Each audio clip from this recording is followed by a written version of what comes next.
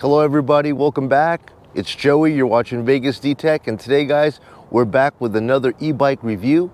And today we're working with a company called Andsky, and we're going to be taking a look at the Explorer 300. The Andsky Explorer 300 is a folding style e-bike. Battery is 48 volt, 13 amp hour. It's got a charge time of between 4 and 8 hours. The company has an estimated range of 40 to 60 miles per charge. The motor on the bike is 750 watts with a 1200 watt peak rating. Top speed on this bike is 30 miles per hour. The load on this bike can hold up to 350 pounds. The weight of the bike is around 70 pounds. It comes with 20 by 4 inch puncture resistant tires. Company claims that the rider height on this is going to be anywhere from 5'3" to 6'5". It does have integrated headlights, tail lights, brake lights, turn signals, and a nice color display.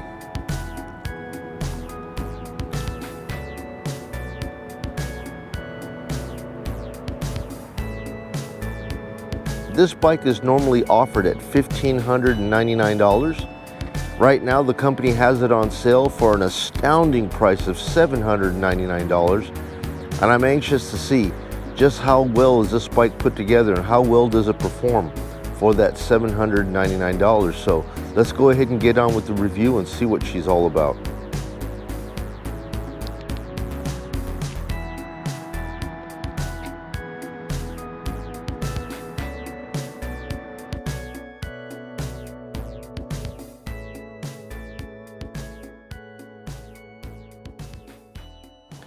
Alright guys, so now that I've given you the typical breakdown of some of the features and specs of the bike, let's actually take a closer look at it and look at these features up close. So inside the tube frame is where the battery is mounted. It's going to be a 48 volt, 13.8 amp hour battery. Coming down to the back here guys, you're going to have your 750 watt motor, 7-speed Shimano cassette, and you're looking at a Tony derailleur. It's got the nice guard on it. It's nice having this guard on here because it's going to prevent any damages from happening to your derailleur, knocking it out of sync. It does come with the anti-corrosive chain with the cutout here so it doesn't clang. Front sprocket has the dual chain guards here so that your pant leg doesn't get caught up in it. And again, your chain doesn't have a likelihood of popping off because of this chain guard. It does come with folding style pedals.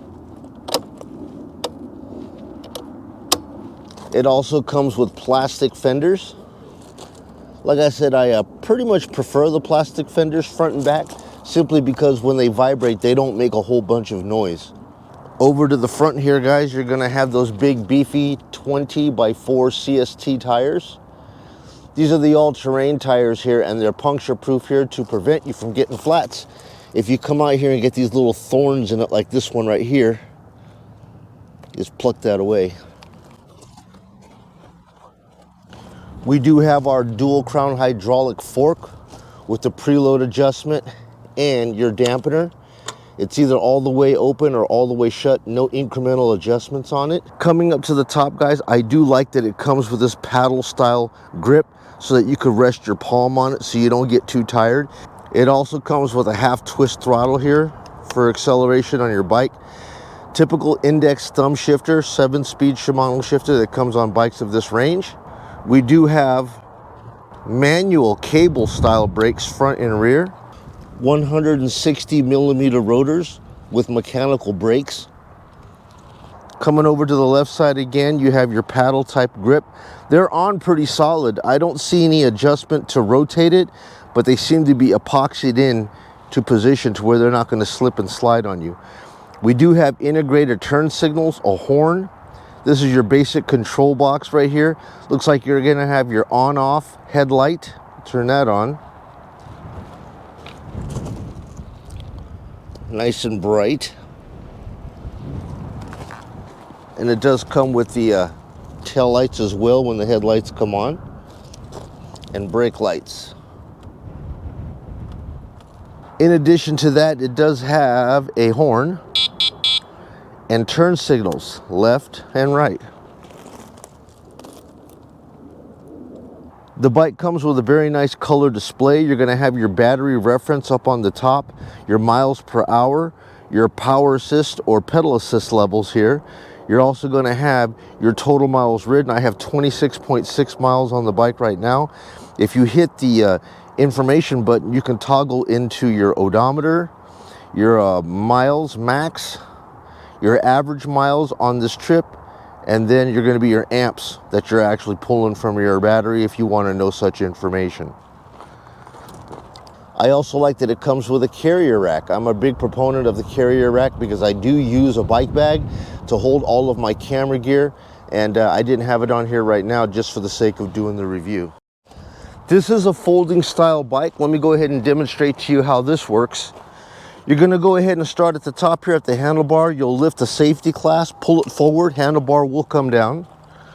In the middle, you'll have another safety clasp right here, which you'll flip up like a little thumb detachment, and then you'll flip the lever back.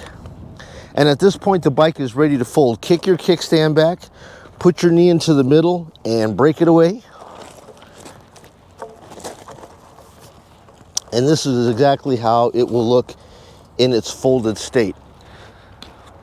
The battery is located inside the down tube, which is right here. Now, this is a little bit tricky to get out. You have to mess around with this key down below.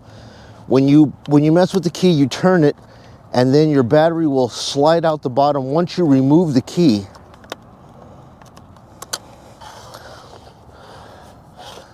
But nevertheless, this is where the battery comes out.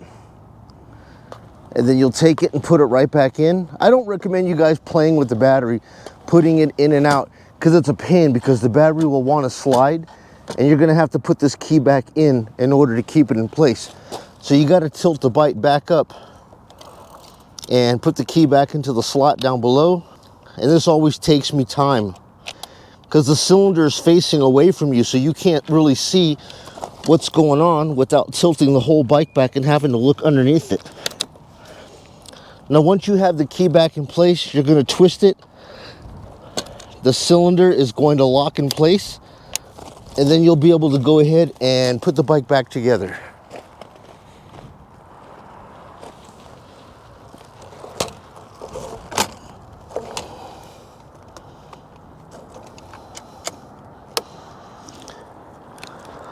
Pull back your thumb lock, bring your handlebar back up, snap that in place, kickstand down, and you're ready to ride. Alrighty, so now that you've taken a look at all the features and specs, let's go ahead and take it out to the test track and see how she performs. Alrighty guys, so I have been on this Andsky E300 for the past 3 days and put on about 29 miles on this bike, so I feel that I've given it enough time in the saddle to be able to give a decent review on the bike. Now, I've already reviewed one of the bikes, another bike from this company, and it was the, I believe it was the S700, and that was an awesome bike. So when they gave me the opportunity to try this one out, I said, sure, your first bike that you let me have was an awesome bike. Let me see how this one performs. You know, and especially that they've brought this bike in at a sale price of $799. I'm always down to review bargain bikes. You know, bikes that are in the $1,000 range. I like reviewing those because I have lots of friends, coworkers, you know, just people that I meet in the stores in my neighborhood that works retail. You know, inflation is high. You guys have been watching the news and the politics, and the prices of cars are inflated. Gas prices are out of control, and insurance, I don't even want to speak about that. And many working class people here don't even have money for that, and they are looking for a budget e-bike, and anything that comes in at $1,000, I'm happy to review this and try to get those people into bikes like this. So reviewing this bike right here, guys, we're going to be doing the top speed test on here. I've already done a GPS comparison on this bike, and there is a 3 mile per hour difference between what the display tells me and what I'm actually getting on the GPS. That's pretty far out. You know, 3 miles per hour. I've normally seen you know, a half a mile to 1 mile per hour difference, but this one's got 3. So I already knew when I was getting 31 miles per hour on the dashboard right here, I knew that wasn't true. But yeah, just to let you guys know, man, about 3 mile per hour difference. So we're going across the back here. I'm wide open in pedal assist 5. And yeah, I can feel the acceleration. It's showing 27, 28 miles per hour on here right now. But with the 3 mile per hour adjustment, we're looking at more around 24, 25. So I'm saying 28 right now. Coming up on this bridge, I'm normally getting a lot of speed when I come up around here. And I'm hitting about 20 miles per hour coming up over the bridge. And the bike is fully charged right now. So last night I fully charged it, so the cells are at full power. It should be able to give me the absolute best as far as performance right now out the gate. So down the stretch right here, I'm showing 30, 31. So with the adjustment of 3 miles per hour, we're looking at about 29, 28, 29. So if you are looking for a 28 mile per hour bike, this is definitely it. Regardless what the display tells you, you are getting 28 solid miles per hour top speed off the bike. All right, so we're on our way back right now. Coming across the bridge. I'm in power assist 5, showing about 27 miles per hour.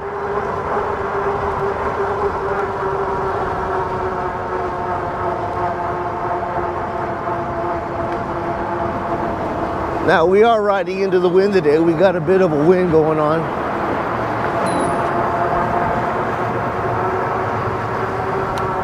All right, coming around the backside here. Mechanical brakes, guys. A bit noisy. Gonna be making this turn. Gotta be careful, man, when you don't really have a lot of stopping power, because we got a 70-pound bike with a 200-pound rider. So you got 270 pounds of moving mass. And this is where, you know, having quality brakes comes in very handy. But overall, man, the suspension on this is really nice. Now, I had the suspension locked out earlier. And boy, let me tell you, thank goodness that we have at least some type of hydraulic suspension in the front. Because when I had it locked, this thing was hitting all these bumps. And it was really a pretty painful ride.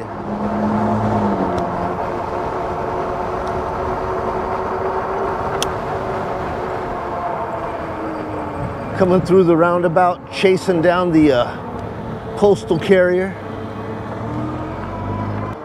I went through the roundabout a couple of times there, doing some pedal action, seeing how close these pedals get to the ground.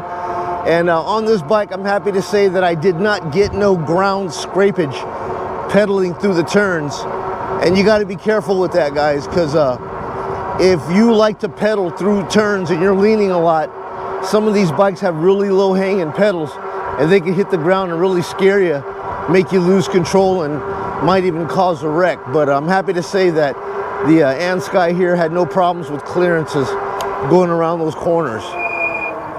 So we're heading over to the incline right now to do our climbing test to see just how good the E300 does in the climbing test. Alrighty, guys, so we're here at the incline test. What you're looking at right here, folks, is a 4-degree switchback bridge that is an overpass to St. Rose.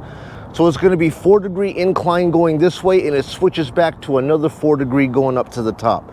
Now, any bike that I've reviewed that can do better than 12 miles per hour, I consider that a strong climber. This Andsky Explorer 300 has, I believe, 70 Newton meters of torque. It's about 10 under what typical bikes in this you know, class range has. But let's go ahead and see if it can do 12 or better, okay? Throttle only.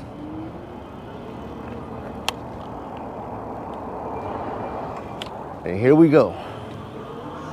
4, 7,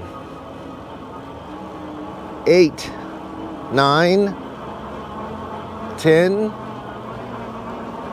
11,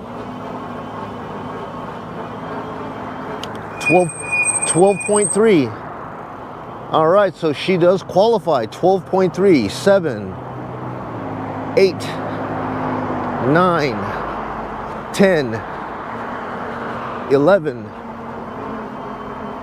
12.1, 12.1, guys. So 70 Newton meters of torque. I wasn't really expecting that, but she did well. She gets a pass on the climbing ratio. Now, guys, on the decline right here, I do not feel really comfortable doing the decline brake test on this bike here. The brakes, I'm gonna let you know right now, are pretty soft. So I really don't know if I want to do this. If I don't trust the brakes, I don't do this type of a test, but I'll bring it around 10 to 12 miles per hour and we'll hit the brakes and see how she performs. Let's go. Okay, we're about 13 right now. It's about as fast as I want to take it. 15, and we'll go here. All right, guys, so I mean, it's adequate brakes. I did not get any kind of skid at all. Normally I'm able to lock up the brakes on here. As you can see, I've done many other brake tests on here where I lock it up. I cannot get this brake, at least the back brake, I cannot get the back brake to lock up, so I rely on the front brakes to slow me down. And don't really like doing that too much, because if you rely too much on the front brake, you have a chance of understeering and knocking the bike down. But I'm gonna go ahead and say 30% of braking power in the rear, 70% in the front. If you know how to combine them together, you'll be all right, but not a great braker in the back.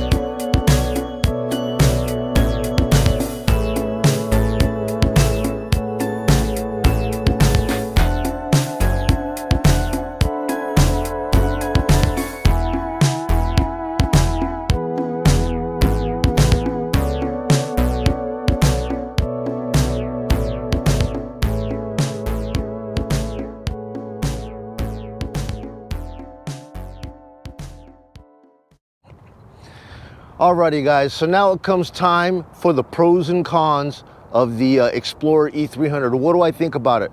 What are the things that really shine about this bike, and what are the things that I feel could definitely be improved upon? The thing I most like about this bike is going to be the overall design and style. I like the fact that it came with the big CST mag wheels, the big beefy puncture resistant tires, the carrier rack, and then I do like the foldable. I've always been, you know, very close to foldable style, because in my earlier times reviewing e-bikes, I only had a small matrix my little Corolla, and I could not get full-size bikes into it. And if it wasn't for these folding style bikes, I would have never been able to enjoy riding any of these e-bikes whatsoever. So those are the two things that I really like about this bike. The third thing I like about it is, even though it's a 20-inch wheel bike, it does ride tall. The company insists that this thing can go from 5'3" to 6'5" on a rider, and I do give it a thumbs up for that. When I first started riding this bike, within a couple miles of riding it, it started feeling smaller and smaller and more uncomfortable. I'm like, why does this bike feel like a little toy? And what it was I didn't have the seat tightened up very well. And as I was hitting bumps, it was just slowly going down and down, and it made it feel like a little BMX bike, and it was terrible. But once I discovered that's what it was, and I raised the seat back up to the 5 inches that I need, then I was able to ride and extend my legs all the way out, and then the ride became great. So I do like the fact that it rides tall, even though it's a small bike. I do like the components that came on it. They didn't cheap out on some of these components here, like the display. The display is beautiful. You know, I always like the full color display. Some of the companies have the cheap ones that go over onto the side right here, you know, and although those displays do the job, you know, I really do believe that they should always have a full color display, just like the one that we have right here. I like the integration of these thumb controls over here. They're real easy to find, simple to use, you know, power, headlight, power up, power down information. You're going to have left and right turn signals. You know, you don't see that. Even on a lot of bikes that are $1,000, you don't get that. Integrated horn. The tail lights are actual working tail lights, and they also come with brake lights. You know, a lot of the bikes that I've reviewed here that are even in the $1,000 and above range, they do not have integrated tail lights. So when you go hit your brakes, all you have is a steady tail light and there's no brakes. Some of them are even worse, to where the brake lights are run on a battery. They're not even tied into your battery. You got to go ahead and switch them, and they just blink, and it gets even cheaper. You've got the, you know, trusted and reliable Tony derailleur system there. And like I said, guard. You know, the guard right here, man. A lot of the bikes don't come with a guard, but that's so important, because if you fall down or you hit something, you hit this derailleur here pretty hard or whatever, you damage that, your bike's gonna ride like terrible. And with this here, it gives you that added protection. Another thing that I like is how they gave you this detachable motor quick connect right here, so that if you have a problem and you got to get this back tire replaced, it's not a big issue, where you could just detach the motor from right here, undo this rear bolt, and you'll be able to wipe this thing out, get that tire fixed, put it back in, reattach your motor, and away you go. So guys, in the restaurant business, we always say with the sweet comes the sour. And you know, with all the goods, there are some bads, and this bike here is no exception. There are 3 things on this bike that I feel could have been a lot better, but we know that for an e-bike company to try to provide a bike, you know, in this price range right here for $799, that they were going to take cuts somewhere. A couple of things that I really wish could have been better are the brakes. Now, I'm not always saying that mechanical brakes are terrible, but the S700 that was sold by Andsky had hydraulic brakes, and I had no problems with them. Those brakes ran great.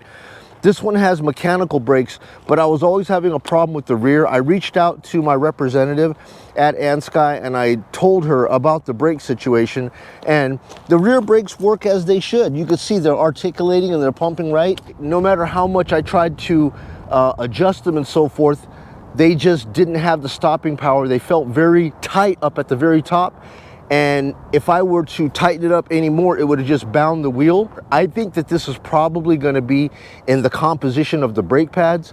They could probably go with metallic or semi-metallic. I think they might have like a softer compound that's in there for braking noise. A lot of times when you hit the caliper and it makes that high squeal like that, they want to do away with that, so they use a different compound. So maybe the company could go ahead and take a look at those brakes and give better pads.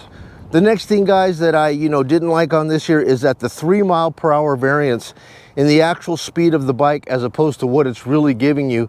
And when this bike was telling me that it was doing 31, I knew that it wasn't really doing that. I had to check it out on GPS, and there is a 3 mile/hour deviation from what you're really getting. But the good side of that is you are getting a full 28 miles per hour. So if you're looking at a class 3 28 miles per hour, that's the max this bike can give you. Not 30, 31 like the display says, but 28.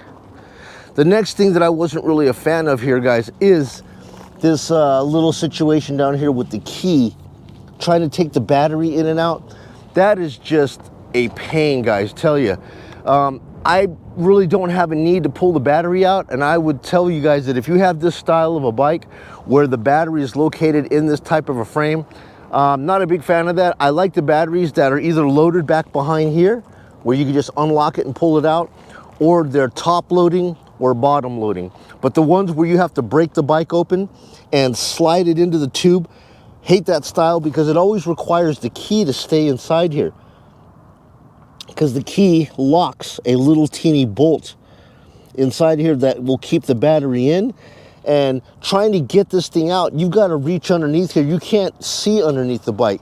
So even when you got it folded, you got to bend down, bend the bike in all these awkward, you know, ways to get that out. So that's just, you know, not a big fan of that. But if you do not fold the bike up very much, you don't have to deal with this. You just keep it like this, you probably won't have an issue. That locking situation on this bike, it's not exclusive to Andsky.